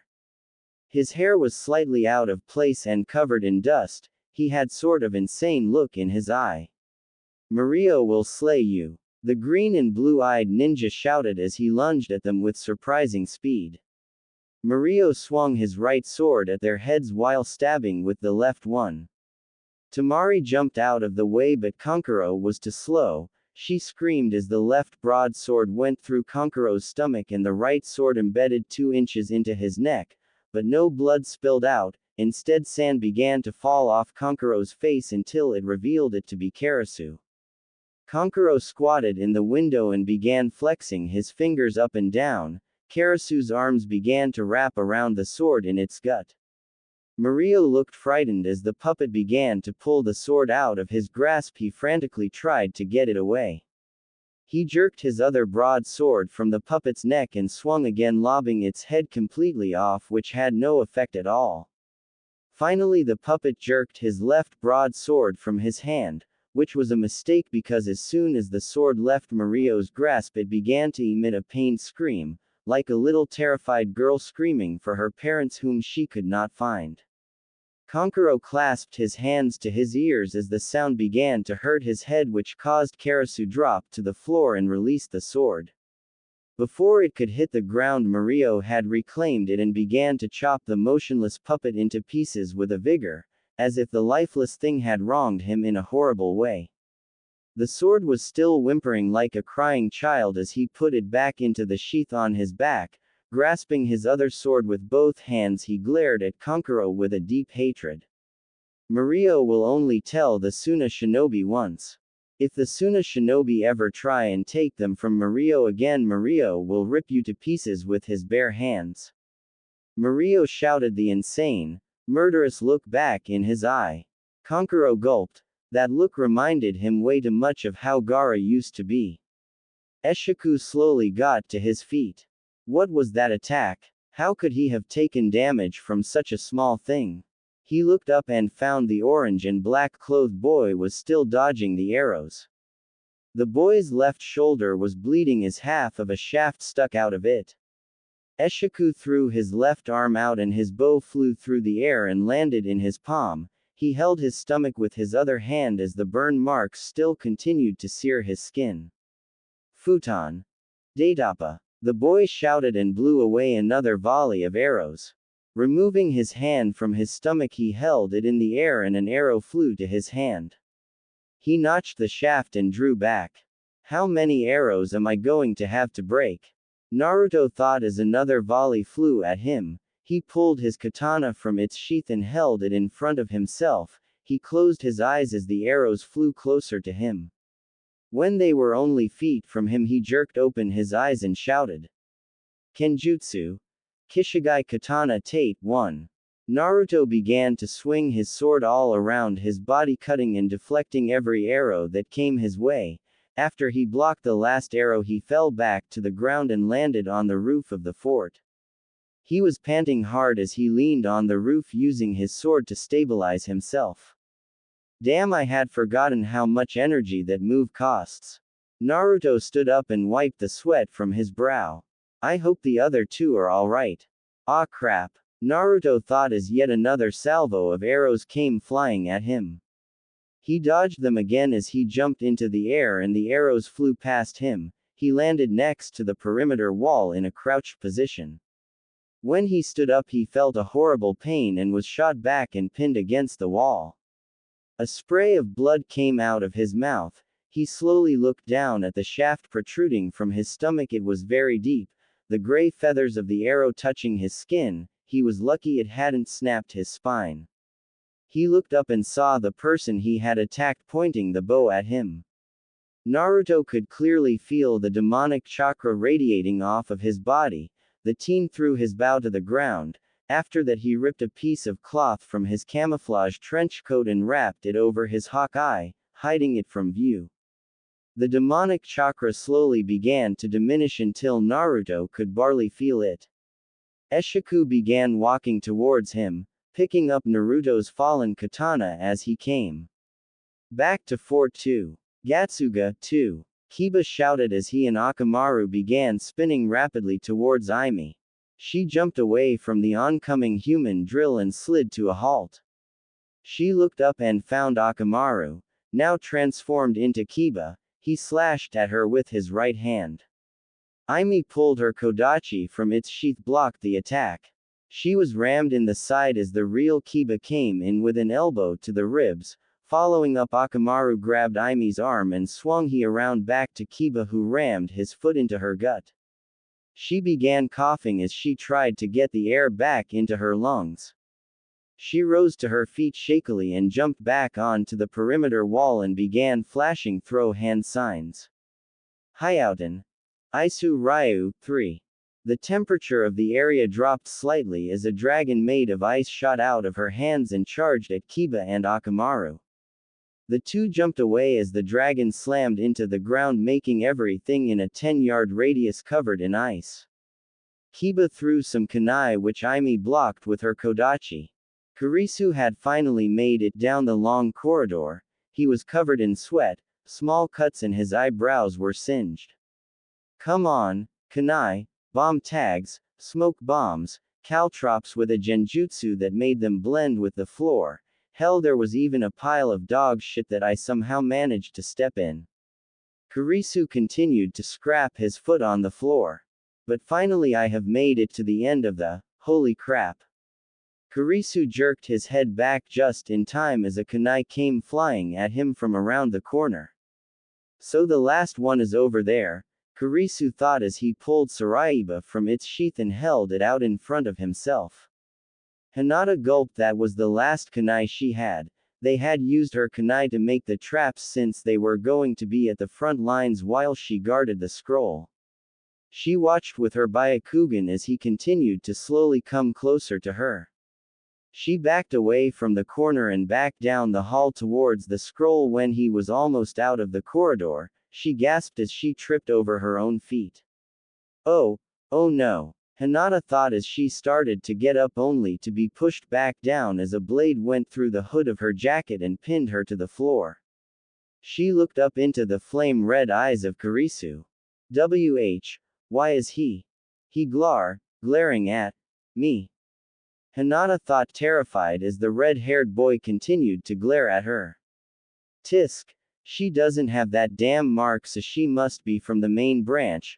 Hyuga scum. I should probably just kill her, but then again she seems different. She seems less proud and more timid than the other main branch Hyugas I meet. When an emissary of theirs came to the compound to talk to Tu-san about something, never found out what it was about, never mind that now. He jerked the sword out of the ground and her coat and leveled the point over her. Hinata was terrified. Was this guy really going to kill her? What had she done to make him glare at her with such hate? She was trembling all over as he continued to hold the sword over her. Should I? Kurisu thought. Why was he hesitating? He had killed before, so why was this any different? But for some reason something in the back of his head was telling him not to kill her. He jerked the blade away from her and put it back in his sheath. He bent down next to her and put his mouth next to her ear. Sorry, Kurisu said before he gave her a swift karate chop to the back of the neck which knocked her out. Team Yugito. Congrats. You're the first team to make it back. Sumichi said, taking the top secret scroll from Yugito and handing it over to a proctor. Now go get yourself checked out by the medic nins and get some lunch. Sumichi said, smiling slightly and pointing over to a large tent with a red cross on the front. Food. Ryuto shouted, running off towards the tent. Yugito and Kai slowly made their way towards the tent. What a moron, Kai deadpanned. Yugito giggled slightly. She looked over her shoulder at the large black cube, the part of the cube where their fort was dissolved, and a group of proctors ran towards it to begin moving the injured out and to begin rebuilding what was destroyed. Another part of the cube dissolved as Team 10 exited and handed over their scroll. I wonder if Naruto-kun is okay. Back to Fort 6. A bone sword and kunai clashed as Takaru and Iwado swung at each other. A power struggle ensued with both ninja pushing hard at the other. Hey, I know who you are, Takaru said as they continued to try and overpower the other. You're Honhito Iwado, you're wanted dead in Iowa for robbing the Naitami Tsuchikage's grave and stealing his corpse. I'm honored that even a punk like you knows my name. Now die, Iwado shouted as he pushed even-haired and sliced his kunai in half. Takaru jumped back, did a backflip and landed on his feet. He swiped his hand at Iwado and cut spread across his cheek. What the? Soon Iwado was getting slashed all over his body as Takaru continued to swing and flail his arms at him, Takeru's razor wires slicing into his skin. Leave him alone. Kaden. Okibi Kobushi, 5. Akiko came from behind him and slammed her fist into Takeru's face, sending him crashing out through the wall and out into the courtyard. Akiko ran over to Iwato and tried to help him up, but he pushed her away and shakily stood up himself. He was covered in minor to medium-sized cuts, with blood slowly dripping from them. "Are you all right, Iwato-san?" Akiko asked, worry in her voice.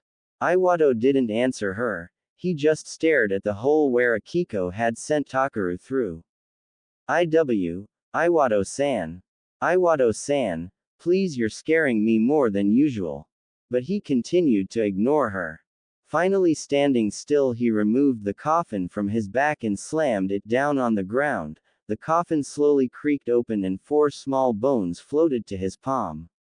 He threw the bones into the air and they landed back in the palm of his hand. Iwato spit blood from his mouth as he continued to stare at the bones. He closed his hand tightly, grinding the 4 small bones into dust. He picked his coffin back up and started walking towards the hole in the wall, a manic grin on his face. "Iwato-san, please answer me," Akiko called again. "The bones say, they don't if I'm going to win or not, hey, and that's the kind of fight I've been wanting all my life. Get the scroll and regroup with Kazoku." And with that, Iwato jumped out of the hole and down into the courtyard. Yet again back to Fort 1. Naruto's eyes began to open and close as blood continued to pour from his wound. His opponent getting closer, with his katana raised over his head. Naruto began trying to pull the arrow from his stomach, but his hands were too wet with his own blood to grasp it right. He fought to stay awake, but even if he could stay awake, what was he going to do? Damn, no use, can't stay awake. When Naruto opened his eyes again, he was no longer pinned to the wall of the fort but was now in the sewer of his mind. He began making the long walk towards the Kyuubi's prison, knowing he was in for it. As he entered the corridor that led to his tenant's prison, he could already feel his anger. That stupid little Gaki, how could he be losing to that damn Gobi? I should have killed him all those years ago. If only. Ahha, there you are, you whelp. Kyuubi shouted as Naruto entered the room. Chill out, Kyuubi. Naruto started but was cut short as the Kyuubi roared with anger. Don't you tell me to chill out. You are losing and I don't like it. What do you have against this guy, and who the hell is Gobi? Is that guy's name? Naruto shouted back at the king demon. He didn't answer right away but paused. The great fox closed its eyes as if he were trying to remember an old memory. Years ago, before the creation of the shinobi villages, I and another of the Biju, Gobi no Taka, engaged in a battle that lasted for 3 days straight. Even though I had the upper hand, having 4 times the chakra, he was as clever and as cunning as I was, plus he could fly. Kyuubi sighed. It was the closet I had ever come to losing. I had used up almost 3/4 of my chakra by the end of it.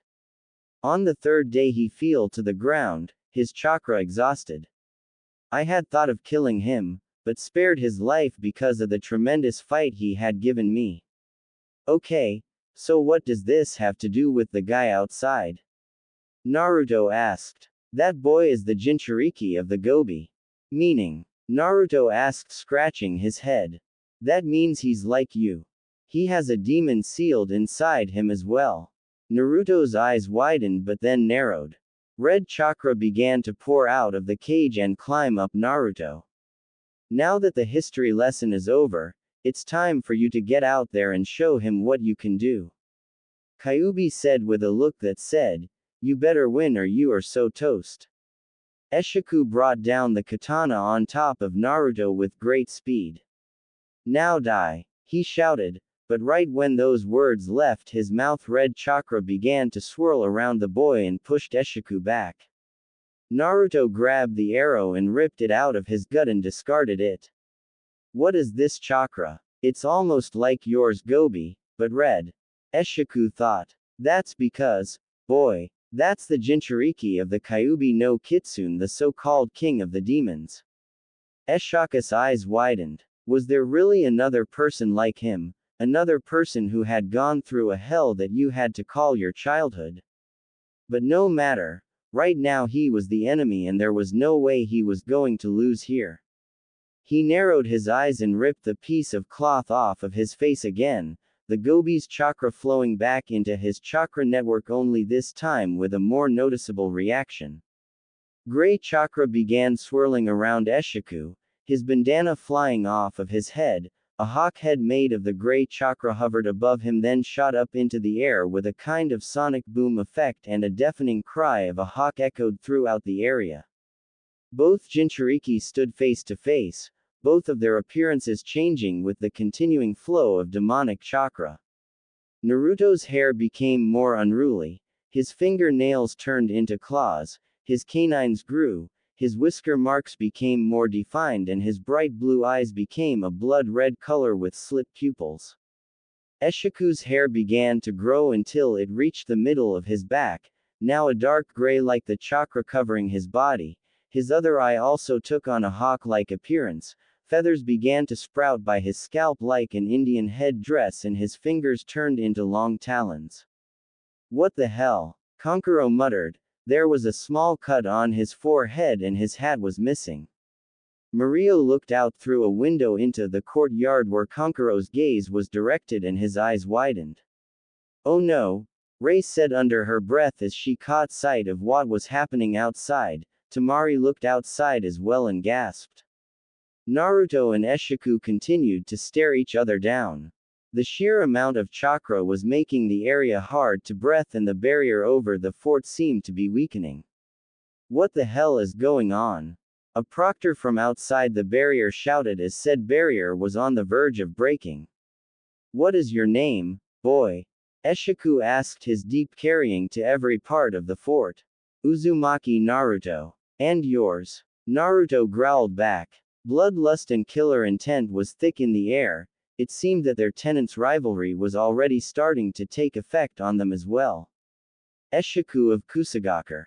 And without another word the two shinobi lunged at each other. Eshiku reared his arm back and threw Naruto's katana at him. Naruto dodged it by jumping to the side. The katana blew a hole in the perimeter wall and kept going. Naruto felt the air behind him shift and grabbed Ashoka's fist before it could collide with his head and flipped him over his shoulder. Eshiku twisted his body in mid-air and landed upright when he hit the ground. The two began to exchange blows, each blow either blocked or countered. Fort 2. What in the world? Kurisu thought as he ran down the corridor with the top secret scroll in his pocket. What are those gigantic chakras? Krushu shook his head. He had to pay attention to what he was doing or he could trip a trap he missed the first time. Kurisu looked down the stairs. Shino was at the bottom of the steps with a trembling Mai at his feet. Aw shit, I forgot she can't stand bugs. Kurisu jumped down the stairs, pulling Sorayubi from its sheath and slashing downward, cutting Shino's right arm from his body. Kurisu's smirk faded as Shino's body began to dissolve into bugs.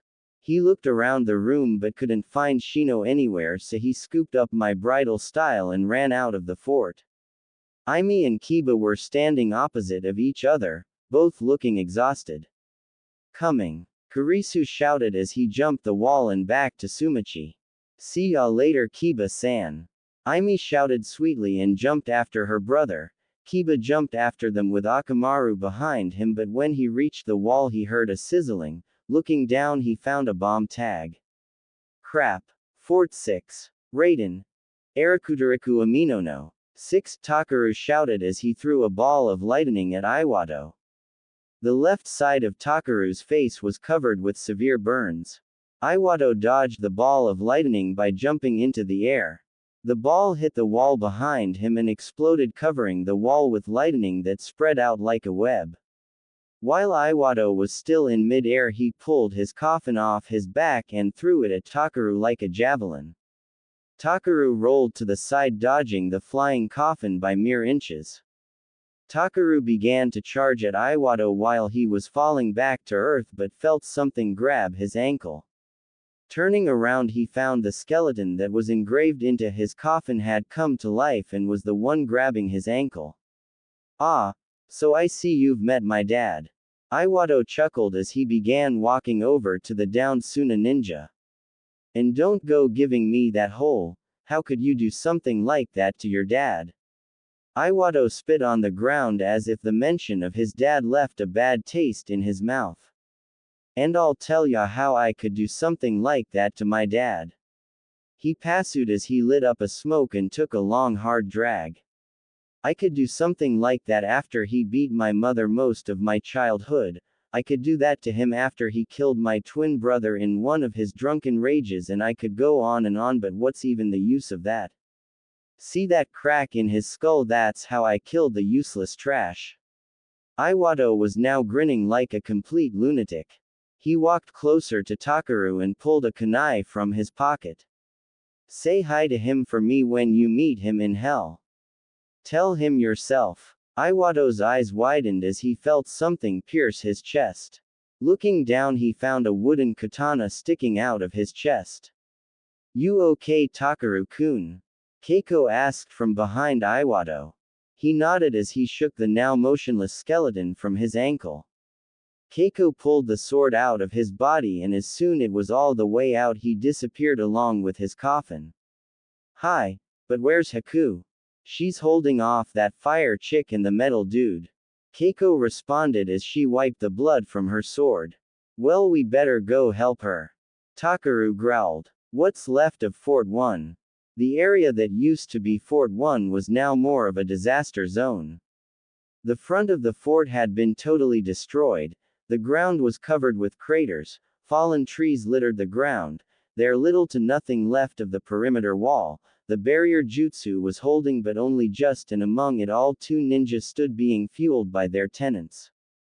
Eshiku was void of clothing besides his pants, 2 spiral burn marks on his chest where the first and a second Rasengan had made contact. Naruto was missing his trench coat and his scroll was nowhere to be seen, a long diagonal cut spread across his chest. Both shinobi were on the brink of exhaustion. Shall we end this, Uzumaki? Eshiku said. It was more of a statement than an actual question. He began forming hand seals. Sum no gobi. 7 gray chakra began forming around Eshiku's right arm like a small tornado which curved at the tip like a claw. Hey, why not, Rasengan? Naruto and Eshiku charged at each other. Time seemed to slow down, their breathing louder in their heads than it really was, their hearts beating hard, they could hear nothing outside of what they were doing. Both were only inches apart, they rammed their attacks at each other. Both of the powerful moves smashed into each other, creating a large explosion, but that didn't stop them, they continued ram their attack at each other waiting for the other falter. After what seemed like hours to the both of them, their attacks exploded, sending each into the other direction. Kankuro, Temari, Mario and Ray rose from the rubble of the fallen fort. They scanned the area for their battling teammates but couldn't see any one of them. Who won? A man walked through the corridors of the Raikage's tower. The tower itself was very impressive, standing as the highest building in all of Kumogakura. If you didn't know your way around it, you'd get lost quite easily. The man stopped in front of a large pair of double doors. Each door looked to be made out of solid stone, with the Kumo village symbol on the door. The man knocked on the door 5 times before he stood back a bit. After the door had opened, he found himself standing in front of another door with 2 Kumo Anbu guarding the door, one with a salamander mask, the other with a crow. He nodded to the 2 who nodded back at him. The man walked up to the door and knocked again. A very annoyed sounding, "Enter," came from inside the room. The man opened the door and walked in. The Raikage's office could be better described as a throne room. The man bowed to the Raikage.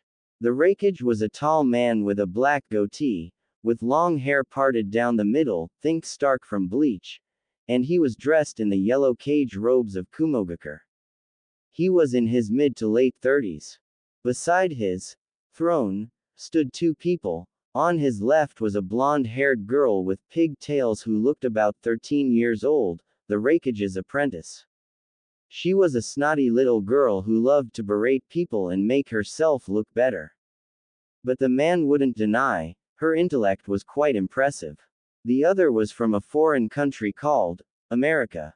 He had dirty blonde hair swept back, a pair of sunglasses and a large black trench coat that covered his whole body. He looked as if his family had originated from Asia, and he had a goatee that was almost the same as the Raikage's. He was not a ninja and did not have chakra, but he was good in martial arts and he was very skilled with the weapon he called a gun. And in front of the throne were three men in white lab coats. "What do you want, Uchida?" The Raikage said, clearly irritated at being interrupted during his meeting with his top researchers. The head ninja gulped, but not loud enough to be heard. "I have the results of the second Chunin exam here, Raikage-sama."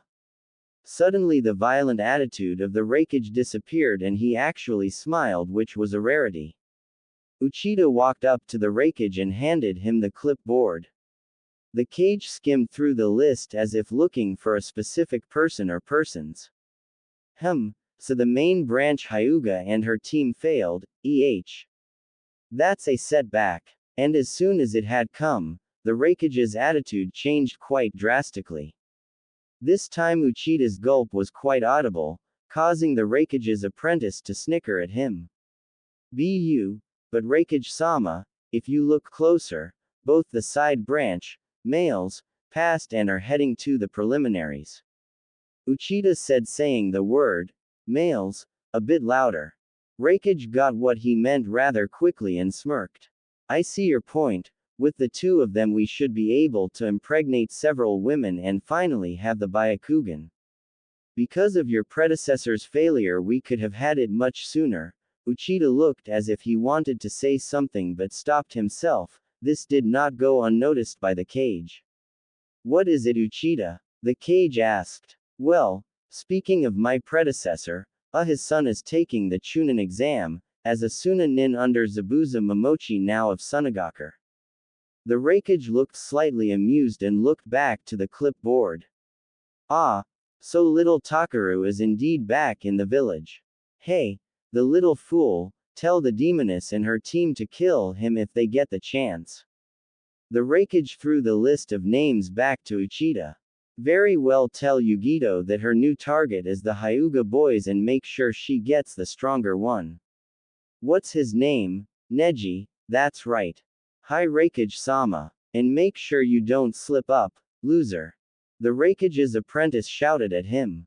Uchida simply bowed and left the room. "Make the preparations immediately." "Hi." The three men in the lab coats bowed and walked out of the room. Finally, the Raikage slumped back into his throne, setting his head on his right arm that was leaning against the armrest of his seat. "Finally we shall obtain the Byakugan and Konoha will no longer be the only village with one of the three great dojutsu. That ought to knock them down a few pegs." The American man sighed as if he was tired of hearing that. The Yondaime Raikage gave him an irritated glance. Sorry if I offended you, Kashikoi-Nisan, but ever since we were kids you've always been obsessed with Kekai Genkais and clans. Hey, remember when you spent 3 whole days in Tucsan's library reading all those books about clans that have been killed off? Haha. Mom was so worried. For the first 2 days she thought you had killed yourself. Well, at least I kept to our family's tradition and became a ninja, unlike you who preferred to run about and dream of money and ways to spend it and all that nonsense.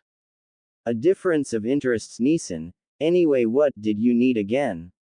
Kashikoi handed his little brother a slip of paper. Burn that after you've seared that information into your memory, Benzaiden Oto. Hi, I'll be back later. Benzaiden said lazily as he shoved the slip of paper into his coat pocket and walked out of the room humming a random tune. Kumogakure Hospital. Where? Where am I? Naruto thought as he opened his eyes before slamming them back shut. Okay. White ceiling, overly bright light, strange smell. Yeah, I'm in a hospital.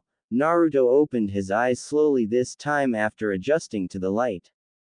His entire body ached and creaked as sat up.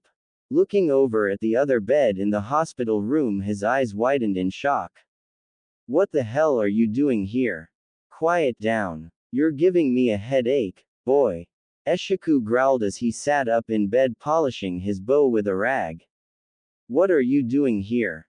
Naruto said with more of an inside voice. Healing up. What does it look like I'm doing, boy? Eshiku growled at him. Naruto sat down Indian style on his bed looking over at Eshiku as he gently rubbed his bow with the rag. Eshiku had his right leg in a cast. So, I broke your leg. Eshiku slowly nodded his head as his bow went poof. In 4 places. Naruto winced slightly. Eshiku chuckled at his reaction. Don't feel sorry for me. Thanks to the Gobi and the doctors, I'll have my leg out of this damn thing today. Eshiku growled as he gave the white cast a thump with his fist. How long have I been out? Naruto asked as he grabbed a glass of water from the nightstand next to him. We've been in here a whole week. Naruto choked on his water. After clearing his throat, he looked at Eshiku with red eyes. Cough. A whole week. What about the exams? Eshiku moved his hands away from his ears and gave the blonde ninja a glare. Please stop yelling. Anyway, don't worry. Since a lot of the competitors were injured during the last exam, they postponed it for 9 days. All those who are not able to make it to the next exam are disqualified. So it starts tomorrow. Wait, who else was injured? Naruto asked, concerned for his friend's well-being. Eshiku picked up his cast leg and moved it to a more comfortable position. My teammate Mario was brought in for poisoning, most likely from your teammate. A red-haired boy named Kurisu was also brought in from getting poisoned. A girl named Aimi Ryu was brought in for minor to medium cut wounds. An Oto Nin was brought in for a major stab wound to his chest, a Suna Nin with 3rd-degree burns to his face, another Oto Nin was brought in suffering from intense frostbite, the 2 of us, a Konoha Nin suffering from small shrapnel wounds and small burns, another Suna Nin who was suffering from chakra exhaustion, 3 Taki Nin who are in for major blood loss, and a couple others I don't remember. Wow, that's a lot. Where'd you learn all this? Naruto asked. I asked the nurse. Oh, your friends were just here, Eshiku continued. I think they said something about getting lunch and then coming back. Suddenly the door to the hospital room came crashing down. Naruto stood up bolt right and got into a taijutsu stance. Eshiku brought out his bow and drew an arrow from his sheath that was next to his bed. Slowly the dust began to clear, revealing a tall blue wavy-haired woman with dark blue eyes, in a dark blue kimono with the symbol of the Ryu clan on the front. She had a very pretty heart-shaped face and an ample chest.